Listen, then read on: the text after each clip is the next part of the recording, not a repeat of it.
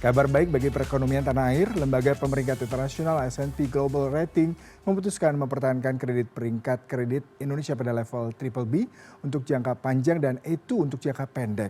Sementara itu, prospek outlook Indonesia tetap berada pada level stabil. Nah, meski demikian, S&P masih cukup pesimistis terhadap prospek ekonomi Indonesia. Hal itu tercermin dari proyeksi pertumbuhan ekonomi hingga 2029 yang diperkirakan berada di bawah 5%. Jauh dari target mendekati 8%. Nah, lalu sejauh mana nih peringkat rating S&P ini bisa mendorong perekonomian tanah air yang terkontraksi beberapa bulan ini? Telah hadir melalui sambungan virtual David Samuel, Kepala Ekonom BCA. Selamat siang, Pak David.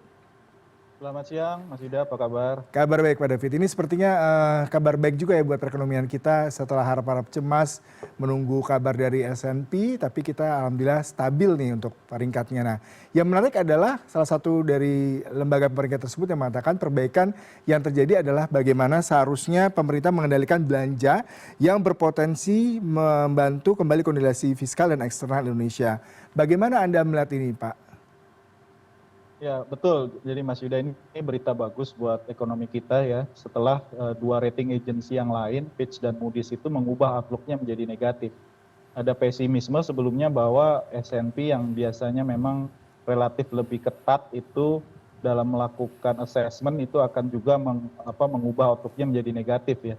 Tapi pada kenyataannya mereka tetap mempertahankan ratingnya dan ini berita bagus buat kita. Dan mereka mengapresiasi kebijakan-kebijakan yang sudah kita lakukan ya. Misalnya kita juga akan terus mengemukakan pandangan kita bahwa kita akan tetap menjaga kondisi fiskal kita tetap prudent ya. Jadi tetap dijaga di 3% terhadap PDB dan juga kebijakan kita juga untuk merasionalisasi belanja. Nah, ini juga cukup diapresiasi oleh lembaga rating S&P. Nah, ke depan memang masih ada catatan-catatan yang mereka berikan ya, termasuk juga ada beberapa kebijakan baru yang kita lakukan dan mereka juga ingin melihat implementasinya ke depan. Nah, ini bisa berdampak positif maupun negatif ya menurut pandangan mereka, misalnya kaitan dengan DSI, itu mereka juga memberikan pandangan yang positif, tapi juga subject to implementation. Jadi kalau implementasinya bagus, nah ini tentunya akan mendorong ekspor kita lebih kuat lagi ke depan, dan juga menambah devisa kita juga tentunya ke depan, Mas Yuda. Iya, yang menarik adalah bagaimana kita tetap bisa menjaga defisit daripada anggaran di bawah 3% PDB. Tapi kita ketahui sekarang harga komoditi masih sangat volatile, kemudian isu geopolitik dunia memanas kembali. Apakah ini masih bisa dilakukan secara rasional oleh pemerintah mengingat memang fluktuasi harga komoditi ini pasti juga berpengaruh terhadap anggaran negara, Pak Samuel? Ya, betul. Jadi langkah-langkahnya mungkin kita harus jelaskan lagi roadmap kita ke depan apa yang akan kita lakukan secara detail juga dan juga komunikasi yang baik ya dengan rating agency karena ini masalah persepsi juga, Mas Yuda. Jadi kadang-kadang persepsi itu bisa saja berbeda dengan kenyataan real di lapangan. Nah, ini tentu perlu komunikasi, memberikan input data yang betul-betul terjadi real di lapangan. Termasuk juga kita tetap perlu mewaspadai kondisi eksternal ya, karena memang kondisi di Timur Tengah ini masih sangat volatile, bisa berubah sewaktu-waktu, harga minyak bisa saja kembali meningkat dan ini tentu jadi beban buat kita ya. Karena kan dampaknya memang ke anggaran itu justru akan membuat anggaran kita itu tertekan ya kalau harga minyak meningkat. Beda dengan zaman dulu kalau misalnya era 80-an harga minyak meningkat kita malah justru bahagia. Tapi kali ini memang kalau harga minyak meningkat karena kita sudah jadi net oil importer itu juga akan menimbulkan dampak yang negatif ke kondisi fiskal kita. Jadi memang perlu ada langkah-langkah kontingensi juga untuk mengantisipasi kemungkinan perubahan indikator secara eksternal ya termasuk harga minyak tersebut, Mas Yuda. Iya, Pak David, yang menarik mereka sangat mengapresiasi DSI dan Antara di sini.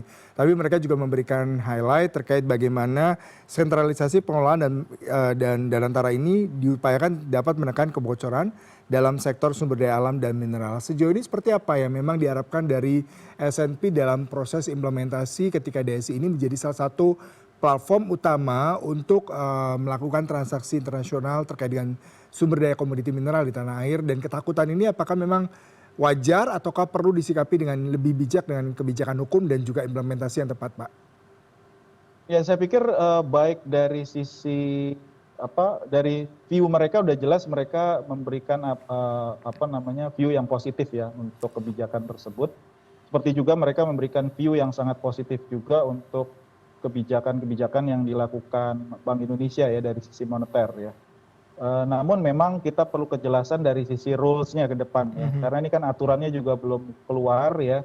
Mungkin perlu pembahasan bersama dengan stakeholder, dengan pelaku industri juga supaya juga secara real di lapangan memang betul-betul bisa diimplementasikan, dan ini memang perlu kejelasan, dan kebanyakan memang pelaku usaha termasuk juga buyer di luar negeri juga ini menunggu kejelasan. Jadi mereka masih menunggu aturan pelaksanaannya seperti apa.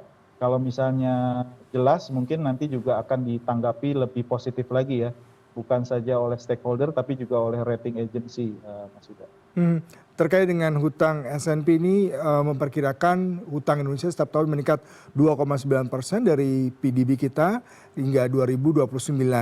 Sementara pendapatan tetap di atas 15% dari 2026 hingga 2027. Bagaimana Anda melihat hal ini, Pak David? Ya, ini memang yang jadi masalah beban pembayaran bunganya ya. Dan ini jadi concern bukan hanya S&P tapi juga Fitch dan Moody's ya. Jadi kalau kita lihat threshold mereka rata-rata mengatakan 15% ya dari bunga utang terhadap pendapatan negara. Jadi kalau sudah di atas 15% buat mereka ini sudah lampu kuning. Ya, jadi memang perlu ada upaya-upaya bagaimana caranya meningkatkan pendapatan negara baik dari sisi pendapatan pajak maupun juga dari sisi pendapatan non pajak, dan bagaimana kita mengelola utang kita itu supaya bisa tetap sustainable ke depan ya. Bagaimana kita bisa mencari sumber-sumber pendanaan baru, alternatif-alternatif pendanaan baru baik dari dalam maupun dari luar negeri yang relatif lebih murah ke depan ya, sehingga rasionya ini bisa tetap bertahan sesuai dengan threshold mereka tadi yang 15% itu. Jadi memang utang itu bukan suatu yang tidak perlu dilakukan, tapi kalau ekonomi mau tumbuh memang kita perlu tambahan leverage gitu ya. Salah satunya lewat utang. Nah, tapi utangnya ini tentu yang harus sustainable. Bagaimana kita bisa membayarnya juga dengan tadi pendapatan negara kita yang juga bisa kita terus tingkatkan ke depan. Masih banyak celah-celah pendapatan niche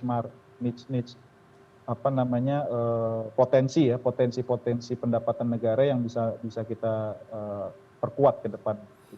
Kalau kita melihat sejauh mana efisiensi MBG ini bisa memberikan sebuah perspektif positif bagi lembaga internasional maupun negara-negara lain, terutama kalau kita melihat betapa besar anggaran yang memang diperuntukkan untuk MBG, tapi dengan efisiensi diharapkan bisa ada prioritas lain dan juga refocusing dari kebijakan ini yang dimanfaatkan untuk kebutuhan-kebutuhan masyarakat. Bagaimana Anda melihat korelasi ini dengan peringkat S&P dan juga kacamata global terhadap kita?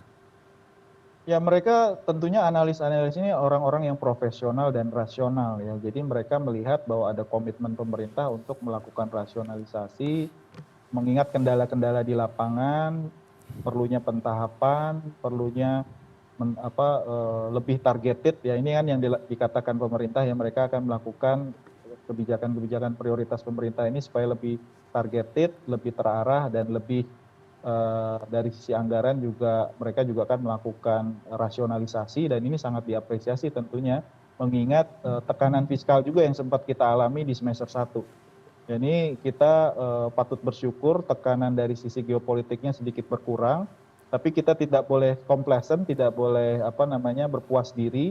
Bisa saja ada tekanan eksternal lagi ke depan karena persoalan geopolitik ini kelihatan di Timur Tengah belum selesai ya.